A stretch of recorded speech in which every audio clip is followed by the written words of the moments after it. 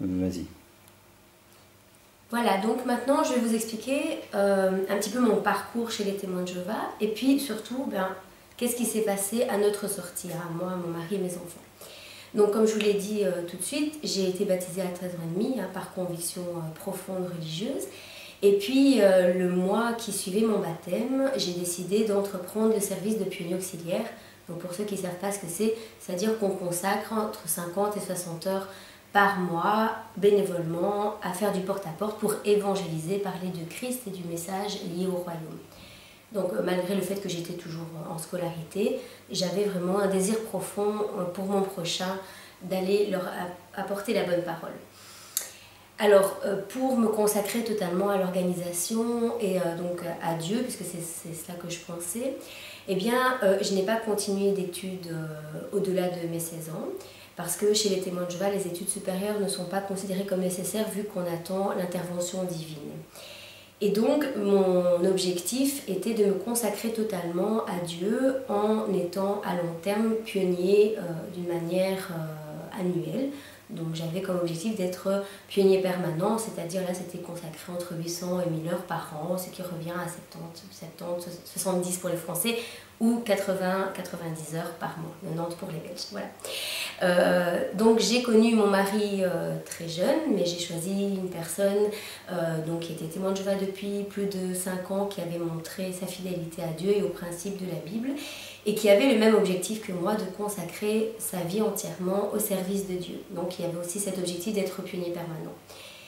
Donc nous nous sommes mariés, j'étais en France, je suis partie le suivre à Bruxelles.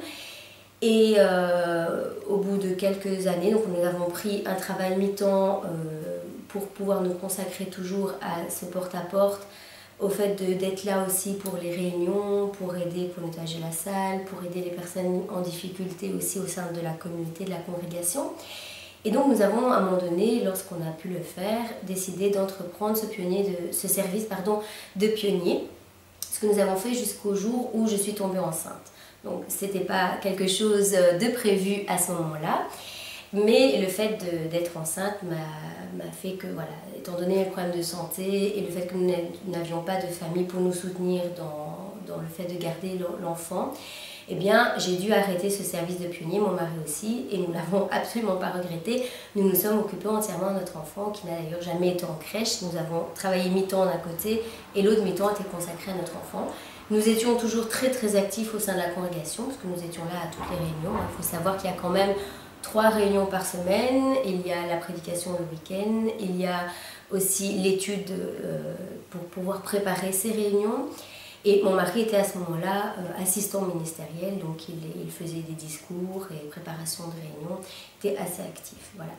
Donc ça pour vous expliquer un petit peu le fait qu'on était vraiment des personnes qui avons cru à cette organisation des témoins de Jéhovah. Nous avons vraiment sincèrement pensé que nous servions Dieu en faisant cela, et nous avons eu d'ailleurs beaucoup de bénédictions dans ce chemin spirituel que nous ne regrettons absolument pas.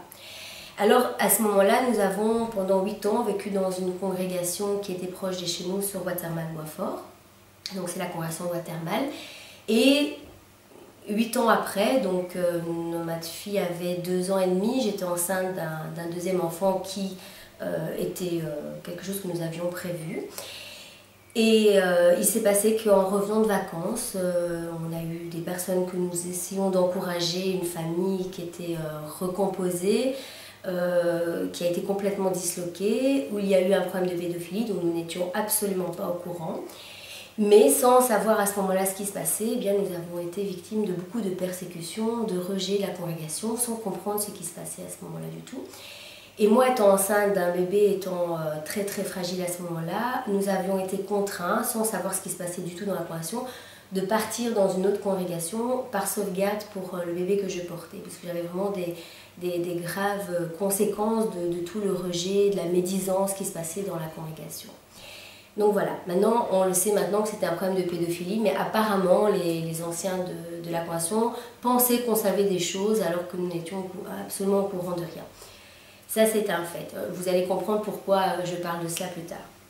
Alors quelques temps après, au bout de 2-3 semaines, mon mari ayant remis ses privilèges pour partir dans une autre congrégation, donc on a accepté de tout perdre et de tout recommencer à zéro. Donc nous avons choisi la congrégation la plus proche qui était en fait dans la même salle du royaume et qui était la congrégation d'Auderghem, donc qui avait en fait, c'est une autre communauté mais avec des horaires différents. Donc voilà, nous sommes arrivés ici, nous avons eu un excellent accueil, on nous a soutenus, les anciens connaissaient un petit peu les problèmes qu'il y avait dans l'autre congrégation.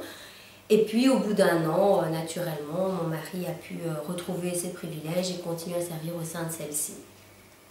Et puis, 7 ans après, rebelote, nous avons eu de nouveau de graves problèmes. Mais cette fois, ça a été très loin. À ce moment-là, mon mari commençait à se poser beaucoup de questions par rapport aux enseignements, aux doctrines des témoins de Jéhovah.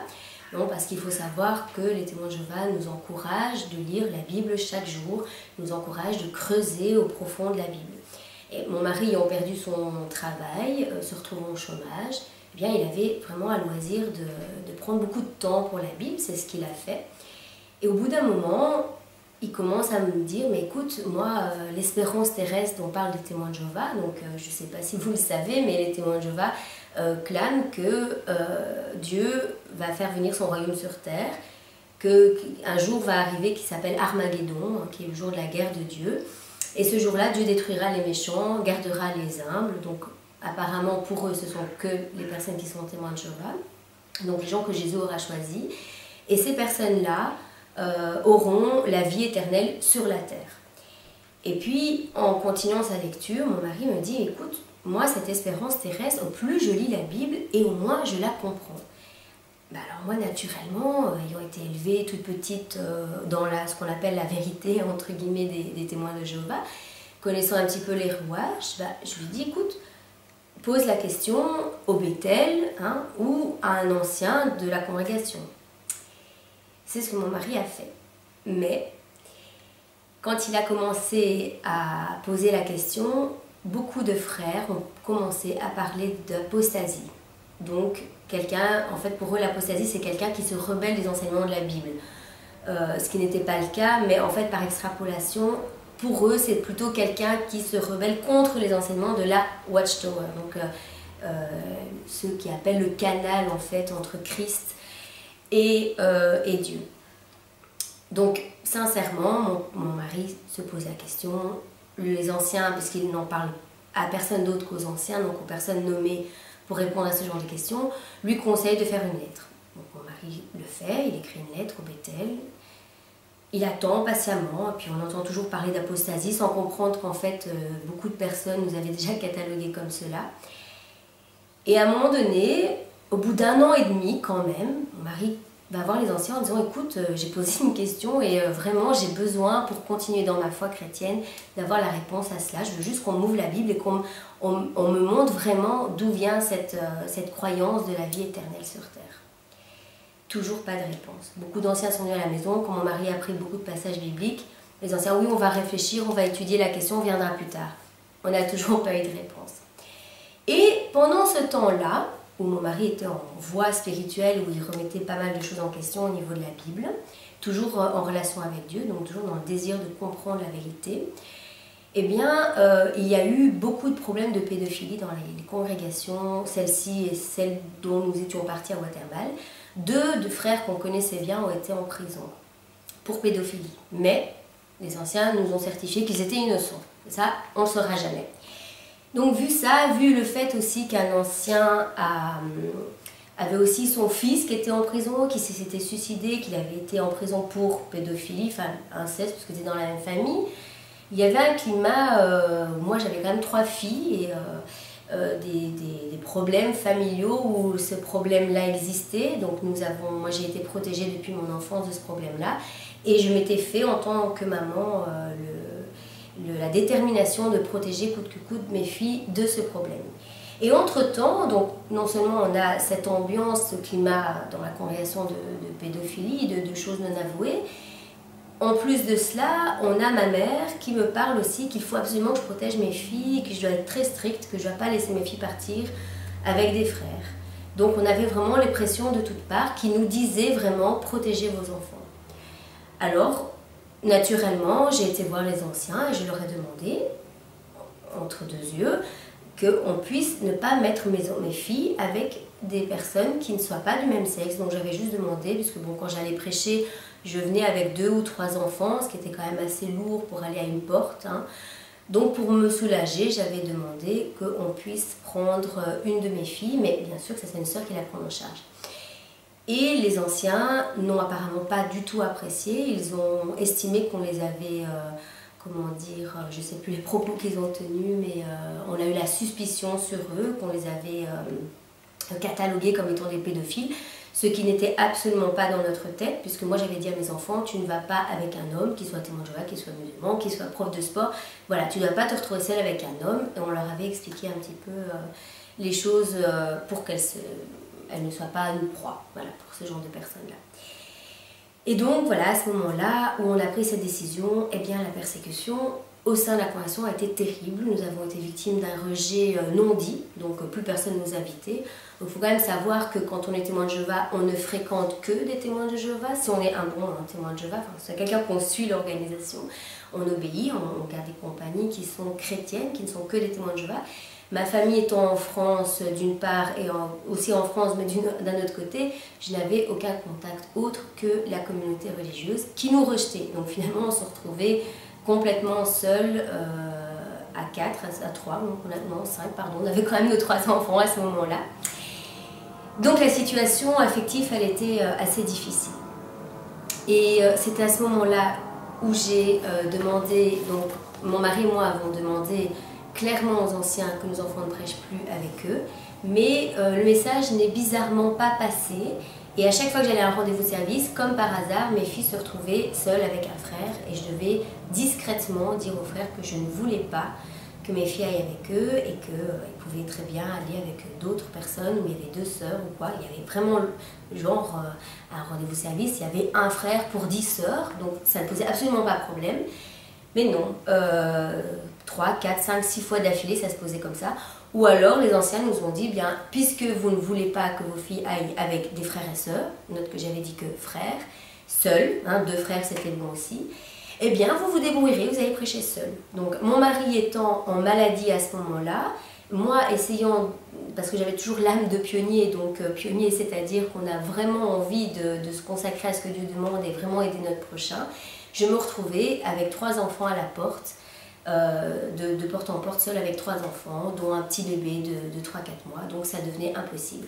Donc le message du podium qu'il fallait prêcher et le message qu'on me renvoyait dans la vie, bah, c'était non, débrouille-toi et reste chez toi. Donc c'était très très difficile à gérer. Voilà, on a vécu cela. Et puis un jour, il s'est passé une chose où vraiment j'ai eu l'impression que le ciel m'était tombé sur la tête. J'étais en train d'allaiter la petite dans une petite salle annexe où on ne me voyait pas, mais moi je pouvais entendre les discours. Et puis il y a eu un discours sur les besoins de la congrégation. Donc ce sont des discours qui se font une fois par mois pour un petit peu parler des besoins de la communauté. Là c'était particulièrement à Auderghem.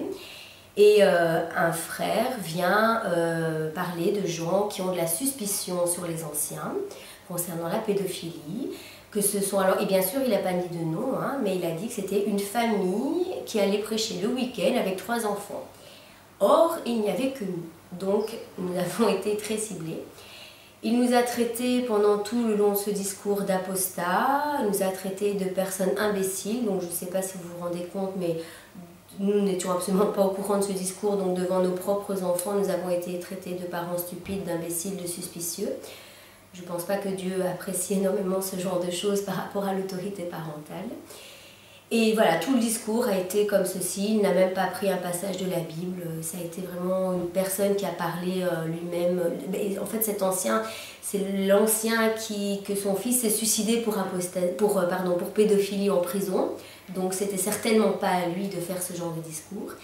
Et il s'avère qu'en plus, 2 semaines avant, nous avions eu une réunion avec 2 anciens pour expliquer pourquoi on ne voulait pas que nos enfants prêchent avec des frères. Un ancien a même eu l'inconvenance de me demander si j'avais été victime d'abus sexuels, ou je l'ai renvoyé en lui disant que cela ne lui regardait pas. Pour vous imaginer un petit peu comment les témoins de Jéhovah s'initient dans la vie privée des gens. Et donc là, à ce moment-là, j'ai compris qu'il y a quelque chose d'irréparable qui s'était passé au sein de cette congrégation et que l'avenir ne serait plus du tout comme celle qu'on pensait. Donc après la réunion, moi j'étais dans tous mes états, j'ai demandé à mon mari d'appeler les anciens qui n'ont pas voulu venir parler avec nous. Et ayant un caractère à ne pas me laisser faire, je me suis imposée dans la salle secondaire où j'ai commencé à parler avec les anciens de ce qu'ils ont fait. On s'est très très fâchés. Hein. Le frère a voulu qu'on fasse une prière pour se calmer. Il nous a dit que nous n'étions pas concernés, que nous n'avions pas compris, que c'était pas sur nous que se visait cela, donc aucune excuse. Voilà. Donc ça a été un moment où je me suis dit mais c'est pas possible que ces choses-là se passent, on n'est pas comme ça, on n'a pas à nous traiter comme ça. Et là j'ai commencé à refuser qu'on continue à nous maltraiter. Donc ça c'est une étape qui m'a vraiment permis de commencer tout doucement à prendre conscience des souffrances qu'on avait au sein des témoins de Jéhovah et à commencer à mettre un haut là. Voilà, en dehors de ça, à cause de ce besoin de la congrégation, finalement on a été noté, alors même ça n'a pas dit de manière explicite. Noter, ça veut dire en fait qu'on considère toujours les gens comme témoins de Jéhovah, mais qui sont disciplinés, c'est-à-dire qu'on ne peut plus passer de moments récréatifs avec eux, ni les inviter, oui on peut juste leur dire bonjour et avoir un peu de compassion spirituelle. Donc pour moi, qui a été toujours victime de rejet depuis mon enfance, c'était vraiment la goutte à ne pas dépasser. Mais finalement, je leur en remercie maintenant. Alors en dehors de cela, il s'est passé d'autres choses dans notre vie. Je ne vais pas tout expliquer parce qu'il s'est passé énormément de choses sur une année où on a quasiment tout perdu entre le travail, la voiture, les accidents, voilà. Donc on était tellement mal que je pense que ça a un petit peu joué dans cela. Et d'un autre côté, donc ma mère m'a dit que, étant donné que mon mari commençait à dévier au niveau de l'explication de la watchtower, je vous rappelle que personne n'a pris le temps de venir l'aider à le redresser, comme ils doivent le faire normalement, et bien que mon rôle de bonne chrétienne était normalement de partir du foyer donc conjugal avec mes 3 enfants, dehors, voilà, de partir sous les ponts, et elle m'a dit que, parce que voilà, Dieu allait me protéger. Alors, pourquoi elle m'a demandé ça? Maintenant, avec le temps, je peux un peu mieux comprendre au niveau de la logique, parce que dans la watchtower, on explique qu'une personne ne peut divorcer ou se séparer de son mari qu'en cas de danger physique ou spirituel.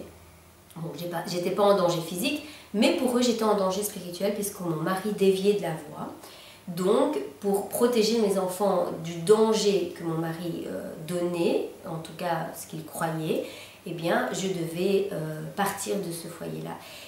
Mais ce qu'elle m'a pas dit, c'est qu'elle n'était pas d'accord non plus de me prendre chez elle. Donc, voilà, je devais sortir, et je pense qu'on était au mois de décembre, c'était le 15-20 décembre, il neigeait. Donc, je devais normalement avoir foi en Dieu et partir avec mes enfants et les séparer de leur père. Alors c'est une chose que, étant donné que j'ai un grand principe pour le mariage, je me refusais totalement. Et donc voilà, c'est quelque chose qui moi m'a énormément choquée par rapport à cela. Je comprends un petit peu le pourquoi, mais ce n'est pas dans mes valeurs. Donc j'ai refusé d'écouter ce qu'elle m'a dit. Mais donc tout le monde était contre nous, contre Fred, mais voilà, il faut savoir que c'était tout des non-dits, donc il fallait qu'on essaye de comprendre ce qui se passait. Et puis, on est encore parti d'une autre congrégation, puisque notre désir, c'était quand même de servir Dieu. Donc, on s'est dit, le problème était dans la congrégation. Peut-être qu'en allant ailleurs, on va se reconstruire. Et puis, dans l'autre congrégation, on a été à Ixelles à ce moment-là. On n'est pas resté longtemps. Mon mari n'est jamais venu aux réunions parce que lui ne voulait plus continuer sur ce chemin-là. Mais voilà, moi, j'avais décidé de continuer à étudier la Bible et à le montrer à mes enfants. Donc, je pensais qu'aller dans une autre congrégation, c'est quelque chose qui allait m'aider. Mais là, il s'est passé que des lettres de la congrégation où on était, donc d'Oderghem, sont passées de l'autre côté. Et comme je commençais à ce moment-là à m'orienter dans tout ce qui était développement personnel, j'ai appris à apprendre la communication non verbale. Et j'ai vu dans l'attitude des anciens, le jour même où ils ont reçu la lettre, je le savais, j'ai vu leur attitude changer. Et j'ai compris que de toute façon, là aussi, on était grillés. Donc de toute façon, ça serait très compliqué pour moi d'aller là-bas. Voilà, donc je suis restée quelques temps et puis je suis retournée à Watermal. Donc vous voyez, j'ai vraiment essayé de rester chez les témoins de Jéhovah, ce n'est pas que j'ai voulu fuir comme ça. Je suis retournée dans la première congrégation où je suis arrivée, dans mon arrivée à Bruxelles, donc chez les Watermaliens, à Watermal. Et puis là, en essayant de parler à des amis de ce que je vivais, en essayant de leur demander d'aider mon mari à se remettre sur la bonne voie, à lui donner les réponses qu'il attendait. J'ai eu des personnes qui ont écouté, c'est vrai, Et puis il y a eu la personne qui l'a fait amener chez les témoins de Jéhovah, donc on appelle ça le père spirituel, hein, qui au bout d'un moment a demandé à me voir, moi, pour m'aider. Donc là-dessus j'étais très contente puisque j'avais vraiment besoin d'aide affective. Et lui et une autre personne aussi qui était un ami à moi de Watermal, parce que c'est grâce à lui que j'ai connu mon mari, c'est la première personne, lui et sa femme, que j'ai connue en tant que belge puisqu'ils venaient en vacances chez mes parents à Briançon. Eh bien, lui et ce frère m'ont fait un guet-apens en fait. Il m'avait proposé de prêcher avec le frère de Watermal, de prêcher avec lui, et il m'a dit bah tiens, il y a cet autre ancien qui veut t'aider. Bah, j'ai dit oui, super, merci. Et puis quand je suis rentrée dans la voiture du frère, je me suis rendu compte qu'on allait à la salle du royaume. Et là je me suis dit ça sent pas très bon, parce que la salle du royaume c'est un endroit où beaucoup de choses se passent dans le non-dit. C'est un peu, voilà, quand il n'y a pas les réunions et qu'on va dans la petite salle, c'est un peu un genre de tribunal, un peu beaucoup même. Donc voilà, et là je me suis retrouvée seule face à ces deux frères, sans être au courant de ce qui allait se passer, à devoir me défendre. Alors je pense que leur but était de m'excommunier, et j'avais clairement dit à Dieu avant que si je devais partir des témoins de Jéhovah, je voulais que ce soit ma propre volonté. Donc ce qui s'est passé, c'est que lorsque ces deux frères, donc dès que je suis arrivée, le frère qui a amené mon mari chez les témoins de Jéhovah m'a posé une première question: est-ce vrai que tu es d'accord avec les enseignements de ton mari? Et là, j'ai tout de suite compris que j'étais dans un guet-apens et que l'aide qu'il me proposait n'était pas une aide, mais était juste de savoir ce qui se passait dans notre vie pour voir si je pouvais rester témoin de Jéhovah ou pas.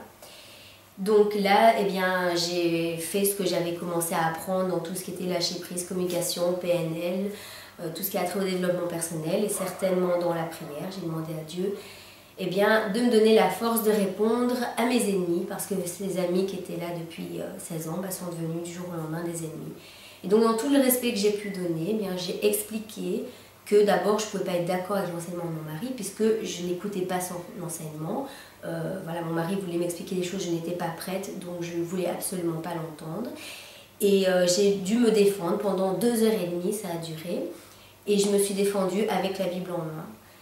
Quand ils m'ont posé des questions par rapport à mes enfants, pourquoi je ne voulais pas qu'ils prêchent avec des frères, je leur ai dit que le jour où on sera devant Dieu, parce que dans la Bible on parle d'un tribunal, où une fois qu'on est mort, on passe devant ce tribunal, et qu'on doit répondre de nos actes. Si mes enfants ont eu un problème sexuel avec un homme, ce n'est pas eux qui devront payer ou se justifier devant Dieu, ce sera moi. Et donc je prenais l'entière responsabilité de cette décision, que ça leur plaise ou non. C'était mon choix. Voilà, donc j'ai dû me défendre avec la Bible, hein, on doit plaire à Dieu, on doit obéir à Dieu plutôt qu'aux hommes. Je leur ai expliqué que pour moi, dans l'organisation, il y avait quand même énormément d'erreurs que je constatais depuis que j'étais enfant, que j'ai accepté parce que je pensais que c'était une imperfection. Mais je leur ai dit, quand quelqu'un va prendre un mur et que vous avez l'expérience d'avoir déjà pris ce mur souvent et que vous décidez de ne plus le prendre, est-ce que c'est logique, est-ce que c'est normal de demander à quelqu'un de se prendre encore ce mur ? Ils m'ont dit non. J'ai dit alors face à ça, moi je ne rentre plus dans vos murs au niveau de l'organisation. L'organisation va tout droit, il y a un mur. Eh bien moi, je décide de suivre Dieu et c'est ce qu'on nous enseigne. Comme j'ai repris les enseignements que eux nous donnaient, donc j'ai contre-manipulé avec ce qu'ils m'ont apporté, avec ce que je croyais et avec ce que la Bible me disait. Ils n'ont pas pu m'excommunier et j'ai pu ainsi prendre ma propre décision quelques temps plus tard. Voilà, donc entre-temps, mon mari a dû aussi passer devant, donc on appelle ça un comité disciplinaire religieux. Donc on lui a proposé, en fait, on ne sait pas tout à fait ça, je vais vous expliquer. Donc un comité disciplinaire religieux, c'est un comité où il y a 3 anciens. Hein, et donc là, c'est quelque chose qui est décidé à l'avance, il y a un rendez-vous. Donc on pensait que mon mari allait passer devant un comité. Mais en fait, comme mon mari avait été voir la personne qui l'avait amené chez les témoins de Jéhovah pour parler avec lui de la Bible, bien, comme il a été le voir, en fait, cette personne-là s'est rendu compte qu'il y avait plein de choses qui ne correspondaient plus, c'était vrai, avec l'enseignement de la Watchtower, mais qui correspondaient tout à fait avec l'enseignement biblique. Et donc il lui a aussi demandé de venir à la salle, mais aussi pour l'aider. Donc mon mari pensait que c'était pour lui apporter les réponses à ses questions. Donc il s'est rendu à la salle, et là il y avait un autre ancien que nous ne connaissions pas bien. Et à ce moment-là, ce qui s'est passé, c'est que les anciens n'ont pas cherché à récupérer, comme on dirait chez Témoins de Jéhovah, mon mari, n'ont pas cherché à remettre mon mari sur la bonne voie, à lui donner des enseignements.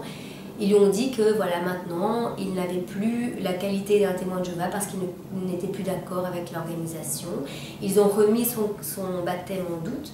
Et lorsqu'ils ont parlé de cela, mon mari a dit non, moi le baptême je l'ai fait au nom du Père, du Fils et de l'Esprit Saint et je suis toujours en accord avec ce baptême. Alors ils ont parlé de l'organisation, ils lui ont demandé s'il était toujours d'accord dans tout dans l'organisation. Oui, non, effectivement, il a dû admettre qu'il y avait des choses dans l'organisation qui n'étaient pas d'accord. Mais je dois quand même vous rappeler que l'organisation change souvent d'idées. D'ailleurs, souvent, ils enlèvent même sur leur site les anciennes idées pour qu'on ne voie pas qu'il y a eu une différence entre les deux. Donc, les personnes qui n'étaient pas d'accord avec quelque chose, 50 ans plus tard, ils seront dans le bon. Mais voilà, il fallait être né au bon moment, tant pis pour vous. Donc, l'organisation évolue très lentement et ne permet pas aux personnes qui sont à l'intérieur de comprendre votre monde. D'ailleurs, si je vous posais la question à vous, est-ce que vous êtes d'accord avec tout dans l'organisation? 95% des gens me diront non, mais ne pourront pas le dire sous peine d'être excommuniés. Voilà, ça c'est un fait. Par contre, pour revenir à mon mari, ce qui s'est passé, c'est que lorsqu'il a donc exprimé clairement, sans mentir, hein, parce que Dieu n'aime pas ça, donc sans mentir, il a pris la responsabilité de dire non, effectivement, il y a des choses avec lesquelles je ne suis pas d'accord avec l'organisation parce qu'elles ne sont pas en accord avec la Bible. Eh bien, ils lui ont dit, eh bien, on te remercie, on te laissera tranquille. Bon, sur ce, mon mari s'en va, rentre, et puis il me dit, écoute, ça s'est pas trop mal passé, finalement, on me laisse tranquille. Bon, mais laisser tranquille pour les témoins de Jéhovah, ça ne veut pas dire ce qu'on croit. Ça veut dire, tu n'es plus témoin de Jéhovah. Mais dans la procédure normale, pour que quelqu'un soit excommunié, il doit soit faire une lettre ou le dire clairement devant 2 témoins, soit il doit passer devant un comité judiciaire qui lui va décider, donc il y a 3 personnes, s'il reste témoin de Jéhovah ou pas. Et s'il l'excommunie, donc si c'est le comité judiciaire qui excommunie le témoin de Jéhovah parce que, soi-disant, il ne serait pas repentant, à ce moment-là, il a encore une procédure où pendant 1 semaine, la personne peut faire appel pour rester témoin de Jéhovah. Eh bien, cette procédure n'a jamais existé. Et 4 jours après cette intervention, je rencontre une sœur là où je fais mes courses. Et cette sœur me dit, ah oui, j'ai appris. Alors, elle a appris quelque chose que moi, je n'étais pas au courant. Oui, j'ai appris pour ton mari. Voilà. Mais alors, je te donne le bonjour chez toi, mais pas à ton mari. Et là, j'ai compris que mon mari avait été excommunié du podium, sans que nous ne soyons au courant. Voilà comment s'est passé notre départ. Alors, je ne vous explique pas ça pour me victimiser, parce que finalement, si je suis devant vous, eh bien, c'est parce que j'ai réglé tout ça. Mais c'est pour vous montrer un petit peu comment ça se passe réellement, et pas comment c'est écrit dans les publications, ou comment on vous dit que vous devriez croire que c'est écrit. Ce qu'on a vécu une fois que mon mari est parti, c'est que moi, au bout d'1 mois et demi, j'ai pris conscience que rester dans cette organisation était une complicité vis-à-vis de ce qu'ils font au niveau de la pédophilie, au niveau des injustices qu'ils créent.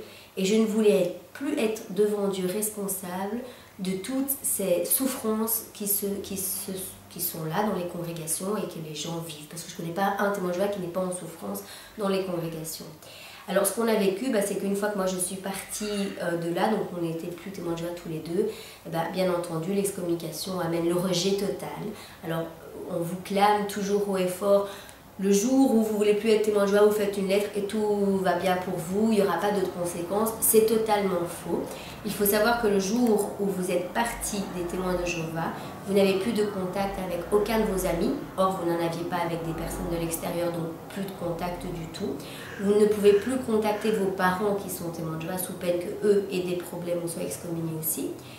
Il faut savoir aussi que nous avions tous les deux perdu notre travail par conviction religieuse parce que ma santé, celle de mon mari, les enfants, le travail, les témoins de Jéhovah, ce n'était pas compatible à ce moment-là. Donc nous avions décidé de laisser tomber cela, nous serions tous les deux au chômage. Nous avions perdu nos amis, voilà, tout ce qu'on avait construit pendant toutes ces 30 années, nous avons en une fraction de seconde tout perdu. Alors maintenant je peux en parler comme ça. Mais il faut savoir que mon mari et moi sommes passés par des moments avec des idées suicidaires que je savais normal puisque j'avais étudié ça aussi dans tout ce qui était développement personnel, comment le cerveau fonctionne. Donc grâce à Dieu, j'ai appris à lâcher prise. Voilà, lorsque nous sommes partis, c'était vers le mois de je sais plus, moi je crois que c'était mars ou juin. En tout cas, c'était à partir du mois de juin, on avait tout perdu. Donc on arrivait au 1er juillet avec plus de structure ni scolaire. Voilà, quand vous allez 3 fois par semaine aux réunions, que vous allez prêcher, puis que vous vous retrouvez avec un temps libre de dingue, parce que vous n'avez ni travail, ni amis, ni école. C'est vrai que pour les émotions, ça peut être quelque chose d'intense. Plus le problème aussi des incohérences, parce que vous, dans votre tête, vous vous posez plein de questions. Qu'est-ce qui s'est passé? Qu'est-ce qui est vrai? Qu'est-ce qui est faux? Est-ce que la Bible est vraie? Est-ce que Dieu existe? Voilà, toutes ces idées-là vous passent par la tête. Ça fait beaucoup. Et c'est normal qu'on ait des idées suicidaires. Et j'en parle parce que moi-même l'ayant vécu, je peux vous assurer qu'il y a des gens qui se suicident à cause de ces endoctrinements, de ces manipulations, de ces non-dits chez les témoins de Jéhovah. Et j'aimerais bien pouvoir soutenir les personnes qui ont vécu cela ou qui justement vivent des choses chez les témoins et qui pourraient sortir en sortant de cette culpabilité et en trouvant des façons de sortir tranquillement tout en gardant un excellent contact avec Dieu. Voilà. J'espère que cette vidéo vous aura plu, que ça aura été quelque chose de constructif.